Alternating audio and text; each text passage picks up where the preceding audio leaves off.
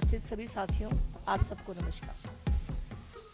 साथियों, दिल्ली में चुनाव का बिगुल बज चुका है और दिल्ली के पूर्व मुख्यमंत्री और वर्तमान मुख्यमंत्री दिल्ली में भ्रम का, झूठ का हर दिन कोई नया जाल बिछाने की कोशिश कर रहे हैं।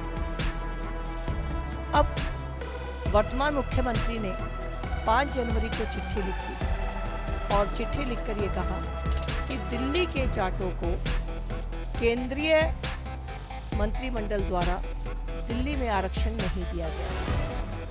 साथियों, ये विषय संवैधानिक है। सबसे पहले इस विषय में समझने की बात यह है कि पिछले 10 सालों तक दिल्ली में पूर्ण बहुमत से जिनकी सरकार रही, उन्होंने कभी भी इस मुद्दे को विधानसभा में या सार्वजनिक मंच पर नहीं उठाया। अब अचानक 5 जनवरी को आतिशी जी जब चिट्ठी लिखती हैं, तो आतिशी जी से हमारा सवाल है कि अपने आप को सबसे पढ़ा लिखा मुख्यमंत्री बताने वाले अरविंद केजरीवाल जी, आरक्षण देना राज्य का सब्जेक्ट होता है। राज्य सरकार को आरक्षण अगर वो किसी जाति को, किसी वर्ग को दिलाना चाहते हैं, तो सबसे पहले विधानसभा में अपना प्रस्ताव रखना होता है। प्रस्ताव पास होने के बाद कैबिनेट नोट बनता है और फिर उस कैबिनेट नोट को सेंट्रल गवर्नमेंट के पास भेजा जाता है और उनसे रिक्वेस्ट की जाती है कि इस जाति को आप आरक्षण दे दीजिए। पिछले 10 सालों के अंदर दिल्ली में आम आदमी पार्टी की सरकार थी। इन 10 सालों में कभी कोई चर्चा भी इस विषय पर दिल्ली विधानसभा में नहीं हुई।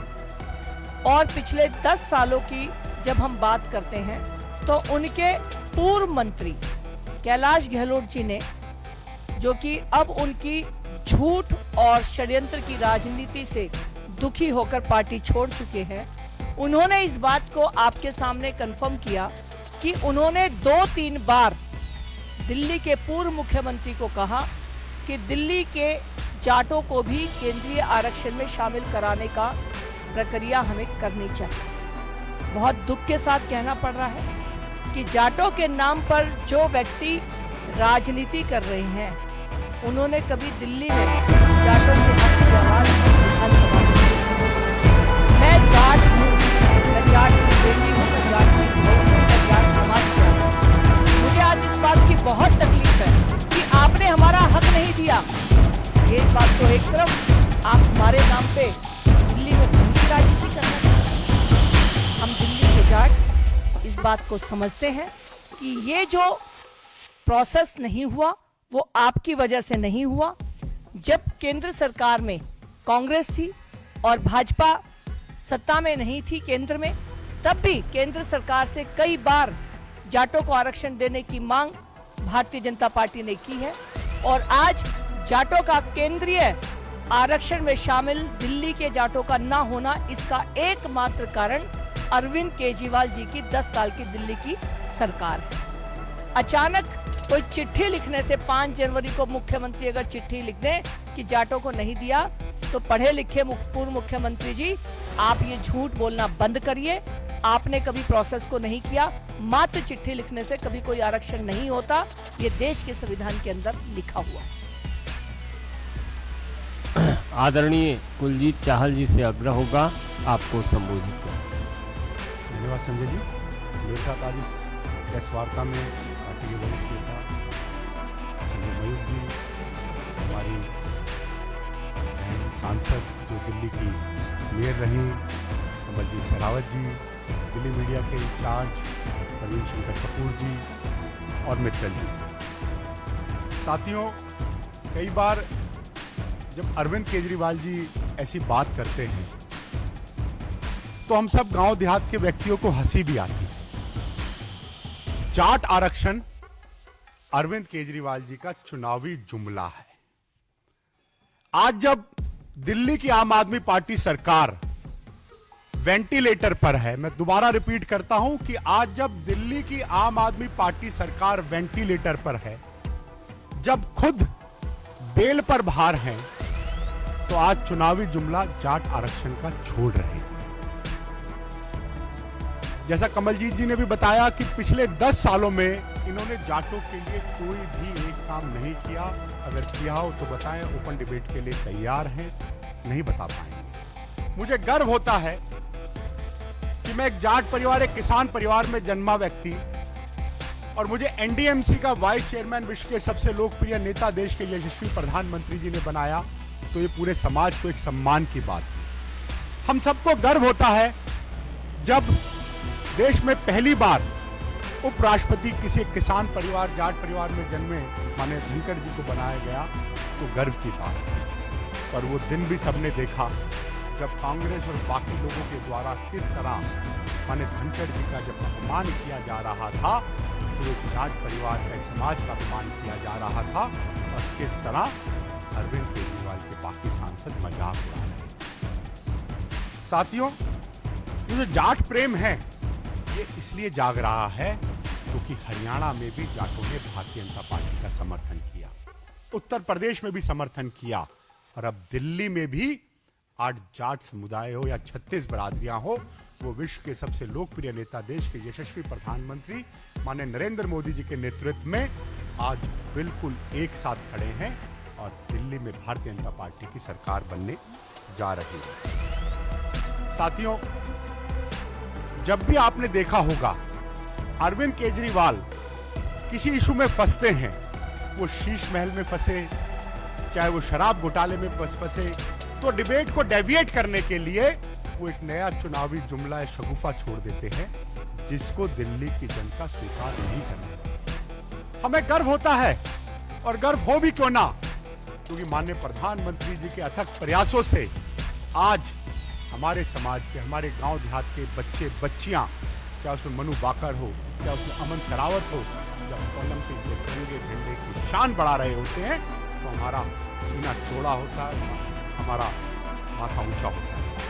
अगर देश में ओबीसी के लिए, जाट समाज के लिए, किसानों के लिए किसी ने काम किया है, तो नरेंद्र मोदी जी की सरकार ने काम किया है। अरविंद केजरीवाल से चुनावी जुमले छोड़ के आपने और कुछ नहीं करते। साथियों, जब भी अरविंद केजरीवाल को अपनी विफलताओं से मिलना हो, तो मीडिया का और बाकी लोगों का ध्यान किस तरह भटक जाए, वो नए नए बिंदु हमारे सामने लेके आते रहते हैं। साथियों, मैं सभी चैनलों के माध्यम से अरविंद केजरीवाल जी से पूछना चाहता हूं कि पहली बार जब एनडीएमसी के वाइस चेयरमैन, जो एक जाट समाज से आते हैं, एनडीएमसी में माननीय प्रधानमंत्री जी के द्वारा उनको नॉमिनेट करने के लिए फाइल भेजी गई, तो अरविंद केजरीवाल की दिल्ली सरकार थी, मैं ऑथेंटिकली कह रहा हूं, उसको चैलेंज करता हूं अरविंद केजरीवाल जी को, उन्होंने उसको रोक के रखा। तो ऐसे जितने तमाम इशू हुए, और जब राज्यसभा में माने धनखड़ जी के लिए राज्यसभा में चुनाव की बात थी, क्यों नहीं समर्थन किया, इतना जाट प्रेम था। ये सिर्फ चुनावी जुमला है, चुनावी जुमला है, चुनावी जुमला है। दिल्ली की जनता ये जान चुकी है, दिल्ली की जनता ये पहचान चुकी है कि आने वाले विधानसभा चुनाव में पूर्ण बहुमत से भारतीय जनता पार्टी की सरकार बनने वाली है। तो ऐसे कोई जुमले नहीं चलेंगे। अगर इतना ही प्रेम था, तो 10 साल में आपने एक बार भी, जब आपकी पूर्ण बहुमत की सरकार थी, आपने इस आरक्षण की बात की। मैं एक बात और पूछता हूं अरविंद केजरीवाल जी, बड़े बड़े पैसे और बाकी चीजें लेके तो शायद राज्यसभा की टिकटें आपने दी होंगी, क्या किसी जाट समाज में किसान परिवार से जन्मे व्यक्ति को आपने राज्यसभा का सदस्य बनाने की आपने बनाया? नहीं बनाया। ये तमाम सवाल हमारे समाज के लोग, हमारे गांव देहात के लोग, 36 बरादरियों के लोग पूछते हैं, जिनका जवाब और हिसाब देना पड़ेगा। आज आपकी स्थिति वो है कि ना नेता है, ना नीति है, ना नीयत है, और जब निर्णय लेने की बात आती है तो कोविड में शीश महल का निर्णय लेते हो, जब निर्णय लेने की बात आती है तो शराब घोटाला करते हो। तो जनता जान चुकी है, इस तरह के चुनावी जुमले आप छोड़ना बंद करें। सादर आमंत्रित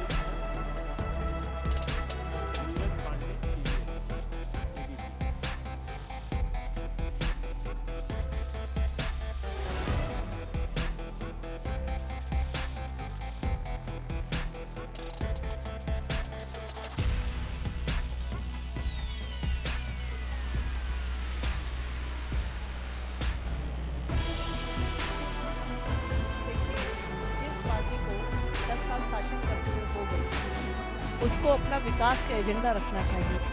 लेकिन विकास का एजेंडा ना रख के चुनाव को किस तरह से भ्रमित किया जाए, इसका प्रयास रोज हमें आम आदमी पार्टी का नजर आता है। भारतीय जनता पार्टी मुख्यमंत्री जरूर बनाएगी, उनमें कोई भी चेहरा हो सकता है। तो ये बहुत अच्छी बात है कि आम आदमी पार्टी ने ये हिसाब लगाना शुरू कर दिया कि भारतीय जनता पार्टी का मुख्यमंत्री कौन होगा।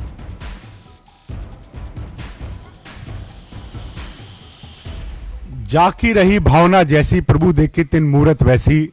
इस दिल्ली ने देखा है कि दिल्ली को जलाया गया, वो आम आदमी पार्टी के पार्षद थे। इस दिल्ली ने देखा है किस तरह से सोमनाथ भारती ने अपनी धर्मपत्नी के साथ दुर्व्यवहार किया।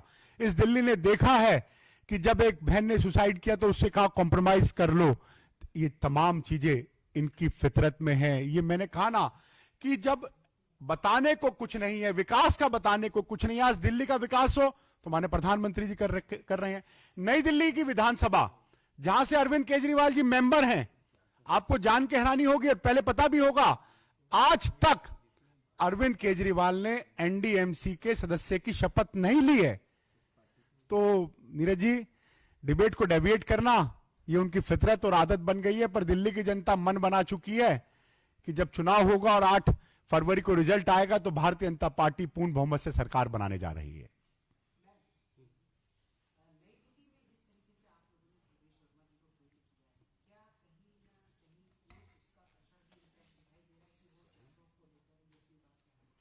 देखिए, परवेश शर्मा जी लगातार क्षेत्र में मेहनत कर रहे हैं और क्षेत्र की जनता जनार्दन का अरविंद केजरीवाल का जो फेलियर रहा उसकी वजह से, और परवेश जी का जो एक पारिवारिक और उनका अपना काम करने का तरीका है, उसके ऊपर जनता का उनके प्रति स्नेह स्पष्ट रूप से नजर आ रहा है।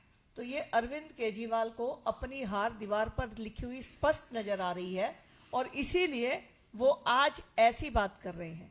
और एक बात मैं और कहना चाहती हूँ, यहाँ पर हम भारतीय जनता पार्टी के नेता के साथ की पक्ष में तो है ही कि हम भारतीय जनता पार्टी के नेता हैं, लेकिन ये वो भारतीय जनता पार्टी है जिसने चौधरी चरण सिंह जी को भारत रत्न दिया है। तो हमारे समाज का अगर किसी ने कदर की है तो भारतीय जनता पार्टी के हमारे प्रधानमंत्री श्री नरेंद्र मोदी जी ने दी। अरुण धोता।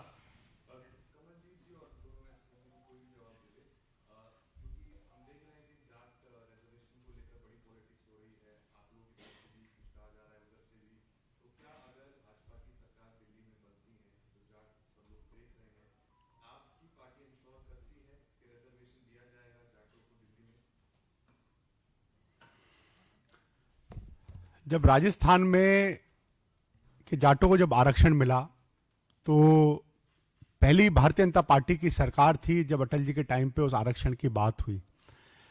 भारतीय जनता पार्टी एक ऐसी पार्टी है जो समाज को बढ़ाने की, समाज के सभी समाज को ओबीसी के पक्का करने की और उनको मजबूत करने की बात करती है। तो अभी तो सरकार बनने की शुरुआत है और वो बौखलाहट अरविंद केजरीवाल में है। जाटों को सम्मान देने का हमेशा काम माननीय प्रधानमंत्री जी ने किया है।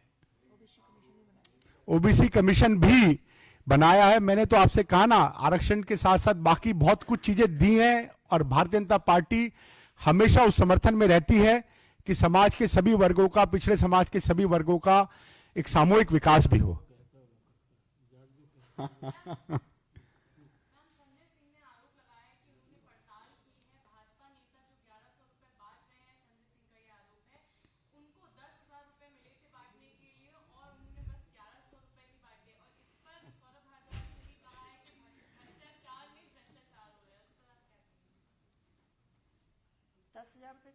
मैं बताता हूं। देखिए, संजय सिंह जी, जिनको उनकी खुद की पार्टी में जब कोविड का टाइम था, जब भी उन्होंने कई दलाली और भ्रष्टाचार नहीं करे, तो जो रात से दिन से पंजाब से लेकर दिल्ली तक दलाली और भ्रष्टाचार ढूंढते हैं, मैं ओपनली कह रहा हूं, अगर गलत हो तो मानहानि का मुकदमा कर दें, तो आज उनको बाकी चीजों में भ्रष्टाचार दिख रहा है। क्योंकि उनके मुख्यमंत्री पूर्व दिल्ली में आज चुनाव हारते दिख रहे हैं तो बार बार इधर उधर भाग रहे हैं।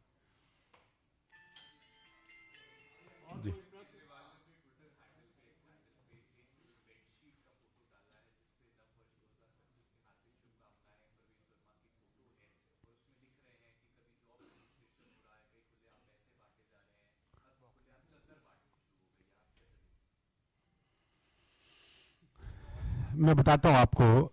देखिए, मैं अरविंद केजरीवाल जी से कई प्रश्न पूछता हूं। मैंने अरविंद केजरीवाल जी से एनडीएमसी के काउंसिल का मेंबर होते हुए कई बार उनसे दिल्ली से जुड़े मुद्दों पर बात करी। अरविंद केजरीवाल जी बताएं, मीटिंग छोड़कर क्यों भागे? मैं आज वाइस चेयरमैन होने के नाते अरविंद केजरीवाल जी ने आज तक नई दिल्ली के विधायक होने के नाते शपथ नहीं ली। हमने एनडीएमसी में जनता से जुड़े मुद्दों पर कई निर्णय लिए। हम 24/7 पानी की बात करते हैं, हम सूर्य घर, हर घर पे सोलर बिजली की बात करते हैं, हम रोड्स की बात करते हैं, हम शिक्षा के मुद्दे पर वहां के जो हमारे 45 स्कूल्स हैं उनका अपग्रेडेशन की बात करते हैं। हम एम्प्लॉइज को 4500 एम्प्लॉइज को पक्का अगर किसी ने किया तो माननीय प्रधानमंत्री जी के नेतृत्व में माननीय गृह मंत्री जी ने किया। हम विकास की बात करते हैं, हम एम्प्लॉइज को पक्का करने की बात करते हैं। पर अरविंद केजरीवाल जो हार के मारे डर रहे हैं, जो काउंसिल की शपथ नहीं ले रहे हैं, वो ऐसी चीजें ढूंढ रहे हैं जिनका कोई लॉजिक नहीं है। और जब आप एक प्रश्न पूछ रहे हैं तो मैं उसका आप सबके माध्यम से पूछ लूं। जो शीश महल में बेडशीट थी, जो शीश महल में कालीन था और जो उस पत्थर की छाती पे कालीन था, वो भी इतरा इतरा के पूछ रहा था मैं करोड़ों का हूं, मैं लाखों का हूं। उस शीश महल का आज वो गोल्डन टॉयलेट आज भी पूछ रहा है वो किसके लिए लाया गया था। उन्होंने कहानी सुनाई थी एक राजा और रानी की। वो ढोंगी राजा और रानी जो किसके लिए बनाया, जनता के पैसों से जो शीश महल बनाया वो किसके लिए बनाया, तो जनता हिसाब पूछ रही है। और मैं विश्वास के साथ कह सकता हूं कि जब 8 फरवरी को रिजल्ट आएगा तो शीश महल का भी जवाब आएगा, शराब घोटाले का भी जवाब आएगा। और एनडीएमसी में जो डर के मारे आज तक उनकी कुर्सी एनडीएमसी काउंसिल में खाली, आप तो एनडीएमसी की प्रेस में भी आते हैं, उसका भी वो जवाब आएगा कि अरविंद केजरीवाल जी की सरकार चली गई। अंतिम प्रश्न है हिमांशु, टाइम्स नवभारत।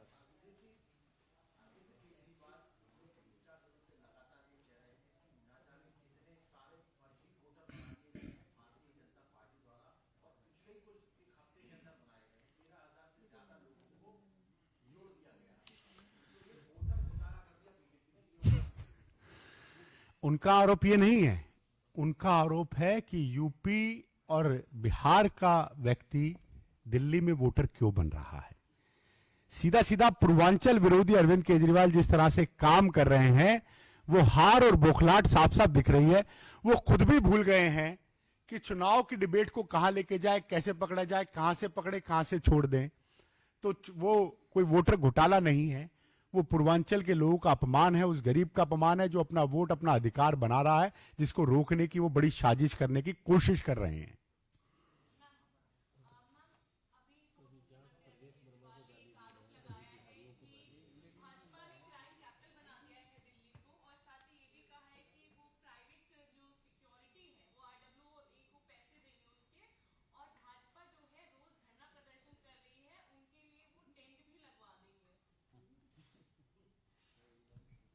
अरविंद केजरीवाल जी तो मोहल्ला सभा करके आरडब्ल्यू को बजट देने वाले थे, वो कहाँ चला गया। अरविंद केजरीवाल तो साफ पानी पीने के लिए देने वाले थे, वो कहाँ चला गया। 90,000 राशन कार्ड तो सैंक्शन थे, वो 90,000 राशन कार्ड नहीं बनाए, तो वो कहाँ चला गया वो जज्बा उस समय पर। आज जब वो बात कर रहे हैं दिल्ली की जनता के लिए करेंगे, तो ये सब अपने आप में बहुत बड़ा मजाक है। और शिक्षा मॉडल की बात करने वाले 1038 स्कूलों में मात्र 340 में साइंस है। सभी स्कूलों में जो साइंस नहीं दे पाए वो आज प्राइवेट गार्ड देंगे। वाईफाई कहाँ है? आज चारों तरफ हम दिल्ली के अंदर वाईफाई कर देंगे, सबको नेट मिलेगा, ये सारी घोषणाएं हमारे सामने हैं। और दिल्ली को रही बात जो उन्होंने क्राइम की बात की, तो जब वो जनता के बीच में जाते हैं और जहां की जनता उनको गली नाली सड़क ना बनने पर उनका विरोध करती है, तो वो उन्हें उग्र भीड़ नजर आती है। कहीं पर जाते हैं, नौकरी जिन मार्शलों की ले ली, वो सवाल पूछने की कोशिश करते हैं तो उन्हें लॉ एंड ऑर्डर समझ में आता है कि ये खराब है। और अपने घर में अपने ही अगर सांसद को पिटवाते हैं तो लॉ एंड ऑर्डर उन्हें समझ में नहीं आ रहा कि अपने ही पीएस से पिटवा रहे हैं। तो ये अरविंद केजरीवाल जी। स्टार्ट करने से पहले वीडियो को लाइक कर दें और दोस्तों चैनल पर पहली बार हैं तो चैनल को सब्सक्राइब जरूर कर लें और साथ ही में बेल आइकन को ऑल नोटिफिकेशन कर लें, जिससे कि हर वीडियो का नोटिफिकेशन आपको मिलता रहे। और अपना कमेंट जरूर करके बताएं आप कौन से राज्य से इस वीडियो को देख रहे हैं। धन्यवाद।